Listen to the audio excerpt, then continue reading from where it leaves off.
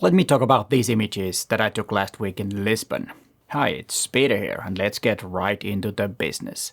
I know those images went quite fast and you probably couldn't see them all, but no worries, I will talk through those images and I will show them to you later in this video. When I travel, I always try to have an idea what I'm gonna photograph, so I will plan my trip so that I have some kind of a assignment for myself that works best for me. So I plan things and start shooting according to the plan, and sometimes I do it according to the plan and sometimes I just do something else. But also another method is just to go to the city and know nothing about it and just experience it and photograph it without any plans.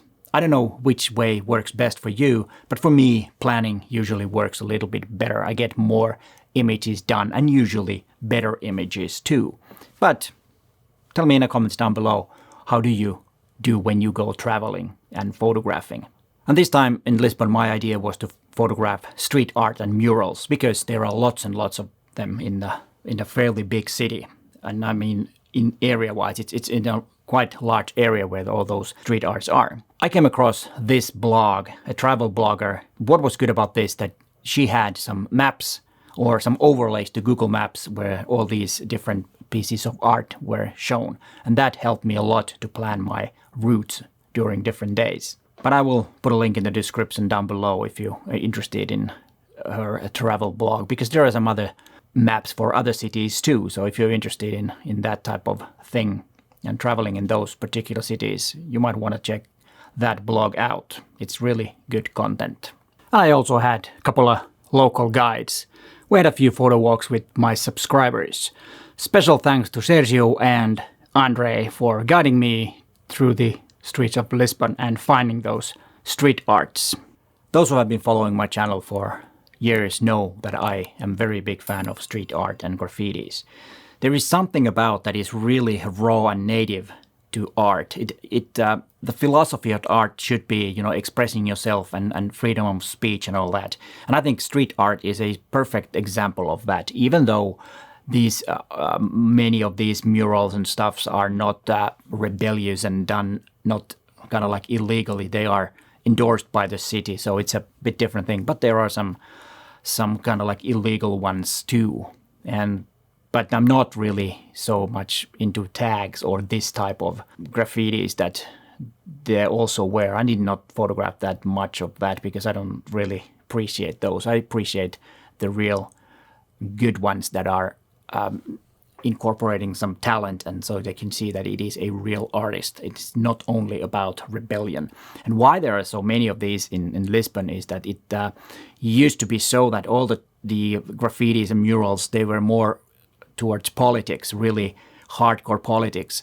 And then city didn't like that, so they kind of like make a deal with artists that, okay, you can do this, but let's leave the hardcore politics out of this type. But of course, always when you're doing art, it is part of politics, but in a different way, like you will see on these murals and graffitis that I've shot during my week.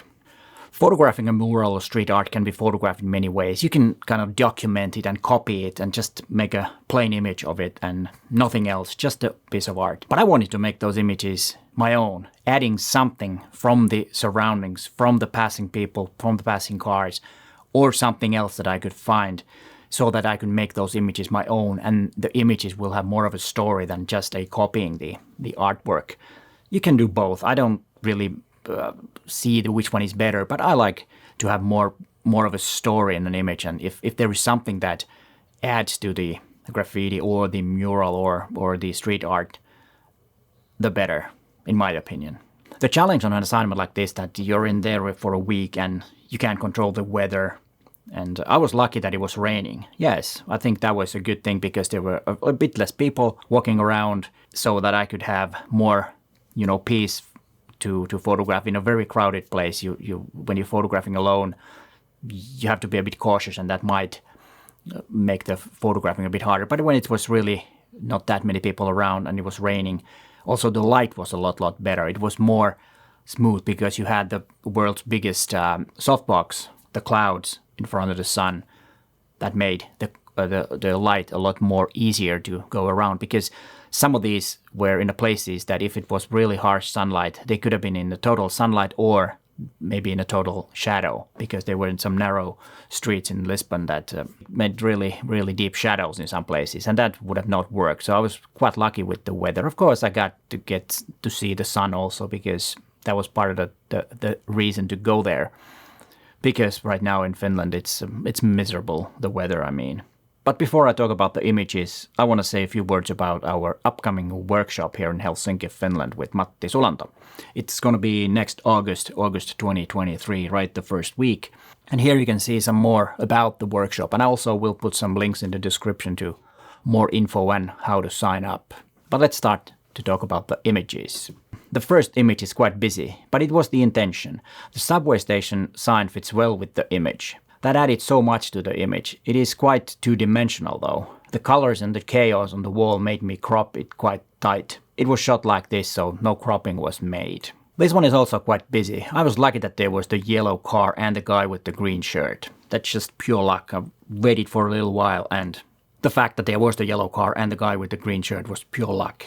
But sometimes that happens, and when it happens, you need to be quick. So always when you go to a spot, walk around and see what is the best possible place to photograph it, and then wait for something to happen. That's one way of doing it, and at this time it paid off to do that. The lamppost is a bit distracting and could have been somewhere else in the frame. Now it looks like the boy is standing on it. Kind of cool, but I'm not really sure if that's good. How do you find it? Does it be too distracting, or does it add up to the image? I'm not really sure. I need to, think about the image a bit more. And sometimes when you have images and they're fairly new, you might not see things, or you might think differently. And when you're editing images, just let them be for a month or two maybe, and then go back to them and see if you still agree what you agreed when you took the image, or like week after, like I'm talking them about those images right now. I don't know, do you ever do that? Did you ever go back to your old images and look with a different, fresh eye? That might help sometimes. You might find some gems, or you might think that an image that you thought was nice, maybe it's not that nice anymore. Then I have these two images from the same piece of art.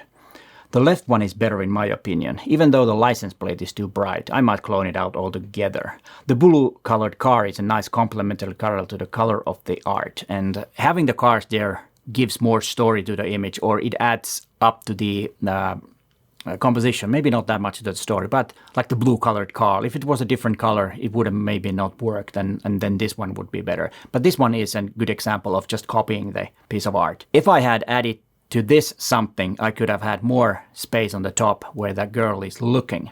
But on this occasion, I had only the 20 millimeter f1.4 lens, and this is the one time that I wish that I had a wider lens because of the parked cars. I'm totally happy with the idea of having the cars in the front of the art. Someone commented on this video where I talked about the gear that I had, that I was going to miss, or did miss, 90% of my images because of having only one lens. But that's not true, because when you have an assignment and a certain lens, you start seeing things and opportunities with that particular focal length. If you have too many options, it might be even harder, and you might lose the images because of the too many options, and you can't really decide. So I was very happy with the 20 millimeter. It worked perfectly on this particular assignment. But let's get to the next image. This image is one of my favorites from the trip. Using mirrors can make an interesting image. I always try to look at what I can see from a scooter or a motorcycle mirror. Some ideas for you too. But do not touch the cycle or try to turn it, because that might get you into trouble. Just, look for the mirror and then just, make the crop and see if there is something totally different in the mirror than you see in the front of yourself or behind the motorcycle. It can make an interesting image. It's a something that you could do in a trip when you go traveling. I did that quite a bit when I was in Mallorca a couple of years ago, and because there are a lot of scooters and similar type of streets than Lisbon. But check out that video if you want to learn more about those. And the next two images are one of my favorites from the trip. Luckily it was raining, like I said, and I was able to make this photograph. This is what I mean about making the image your own and not just copying the artwork. Having something that adds up to the content, it tells more of a story than just having the piece of art alone in the image. The metro stations have a lot of art, and I found this one the most interesting. And, you know, the lady just came there. I wish there had been a metro at the same time. Some motion blur in the metro using LiveND could have worked. But I'm really happy about this image too because of the color contrast. And yes, the metro stations were quite dimly lit, or the light were quite low, so that the bright artwork really popped out. The lines on the streets have a meaning in the image. It connects the race driver to a racetrack. So it's kind of symbolic to have the white lines on the city. It kind of reminds of a racetrack, even though it's a regular street. But it somehow added something to the image. And here are some more images from that trip. Don't be afraid of the dark, be careful with stars. Not every light is gonna guide you, baby. Don't let them rain on your spark. Keep it close to your heart. All of the pressure's gonna drive you crazy. Close your eyes to the madness. In the morning it's all gonna vanish. Don't be afraid of the dark, be careful with stars. Not every light is gonna guide you. Having the right gear with you, the gear that you are comfortable photographing. And I have OM5 and the Mzuiko 20mm f1.4, and that's it for photography. And here is a video about my travel gear on this particular trip.